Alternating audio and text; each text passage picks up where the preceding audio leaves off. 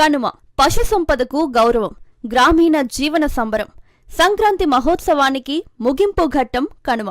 ఇది ప్రత్యేకంగా రైతు జీవితానికి అంకితమైన పండుగ. భూమి తర్వాత రైతుకు అత్యంత విలువైన సంపద పశువులు. ఎద్దులు లేకుండా పొలం లేదు, ఆవులు లేకుండా గృహ సంపద లేదు. అందుకే ఈ రోజున పశువులను దేవతలుగా భావించి పూజిస్తారు.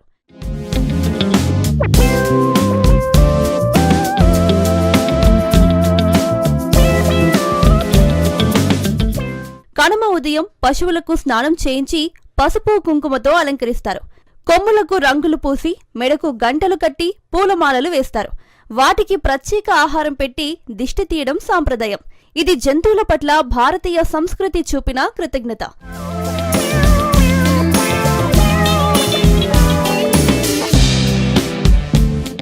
గ్రామాల్లో కనుమ అంటే ప్రత్యేక కోలాహలం. ఎడ్ల పందాలు, జల్లికట్టు తరహా క్రీడలు, పల్లె ఆటలు యువకుల శౌర్యాన్ని ప్రదర్శించే వేదిక. ప్రజలు విందు భోజనాలతో ఆనందంగా రోజంతా గడుపుతారు.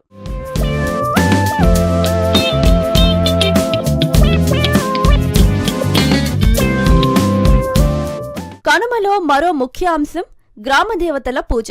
పొలాల అంచుల్లో ఉన్న గ్రామదేవతల ఆలయాల్లో ప్రత్యేక నైవేద్యాలు సమర్పిస్తారు. మా పశువులు, మా పంటలు కాపాడు దేవుడా అనే ప్రార్థన కనుమలో కనిపిస్తుంది.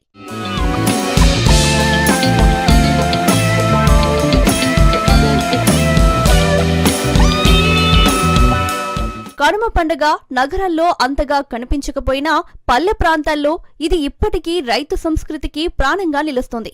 ఈ పండుగ ద్వారా ప్రకృతి, పశు సంపద, మనిషి మధ్య అనుబంధం బలపడుతుంది.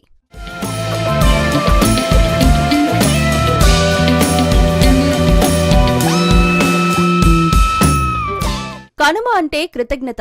కనుమ అంటే గ్రామీణ జీవనోత్సవం. కనుమ అంటే ప్రకృతితో సహజీవనం.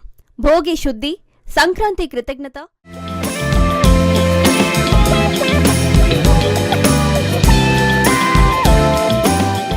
కనుమ ప్రకృతి సమతుల్యం.